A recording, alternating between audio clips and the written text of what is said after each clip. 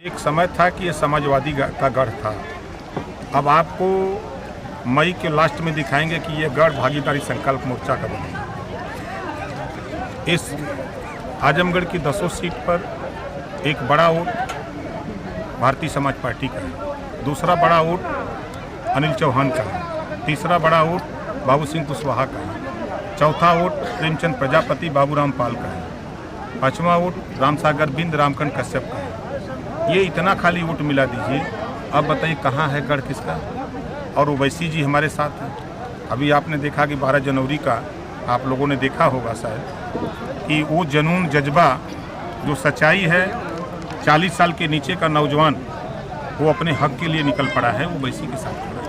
Sir, ये आवाज़ उठ रही है समाज में मुसलमानों की भी कि जो ओवैसी के साथ जा रहे हैं वो सपा का वोट काट रहे हैं। इस संबंध में आप क्या कहें? देखिए, जब कल तक मैं पार्टी बना के निकला तो लोग मुझे कहते थे कि समाजवादी पार्टी ने इनको खड़ा किया, ये बसपा का नुकसान कर रहा है। और इसी तरह जो भी पार्टियां उभरती हैं तो उनको कोई ना कोई आरोप प्रत्यारोप लगता है। ओवैसी जी तो साफ साफ कह रहे हैं कि हक हमको दे दो भाई। 4 बार सरकार समाजवादी पार्टी की बनी उत्तर प्रदेश में और 1700 थाने हैं। हिस्सेदारी जब सिपाही बनाने की बात आई तब आपने तो ध्यान नहीं दिया। 826 ब्लॉक है, उसमें उनकी नियुक्ति के लिए तो आपने मुसलमानों को नहीं पूछा। तो फिर किस बात के लिए आप इस बात को कह रहे हो कि हम समाजवादी पार्टी का नुकसान कर रहे हैं? समाजवादी पार्टी को नुकसान अगर समझ में आता है तो हमें हमारे मोर्चे में। सर, आज़ादी से लेकर अब तक हर पार्टियां दलित उत्थान की बात करती रही, लेकिन दलित आज भी जहां का तहां पड़ा हुआ है। जैसे बहन कुमारी मायावती जी ने 4 बार मुख्यमंत्री का पद इनको मिला, लेकिन दलित जहां का तहां रह गया। क्या ये मोर्चा कुछ उनसे हटकर करेगा या सिर्फ भाषण ही रह जाएगा मोदी की? देखिए, जो आप कह रहे हैं हम इस पे विश्वास नहीं करते।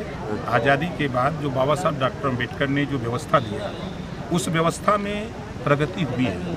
आज हमारे शेड्यूल कास्ट के 125 IS हैं, हर जिले में 125 DM और SP है, 131 MP है, 1100 MLA हैं और लाखों लाख SI या दरोगा हैं, सिपाही हैं। आज बाबा साहब डॉक्टर अम्बेडकर की देन है कि आज वो चारपाई पर बैठ करके लेखपाल अगर है तो वो इंतखाब बना रहा है, खसरा बना रहा है। कल तक बैठने नहीं दिया जाता था। ये हम कैसे मान लें कि उनको प्रगति नहीं हुई है? हाँ, जिस ऊंचाई पर बाबा साहब की जो सोच थी कि जो पिछड़े दलित अल्पसंख्यक के सवाल पे जो बाबा साहब चाहते थे उनकी बात को नहीं माना, इस नाते केंद्रीय मंत्रिमंडल से बाबा साहब ने इस्तीफा दिया था पहली बार।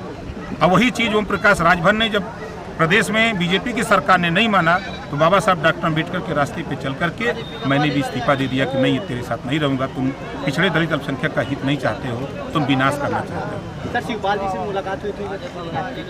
होती रहती है, हम तो सबसे मिलते हैं। मुलाकात हो सकती है? वो चाहें तो मुलाकात कहीं नहीं होगी। हम कोई सिंह तुम्हारे प्रोग्राम ही है।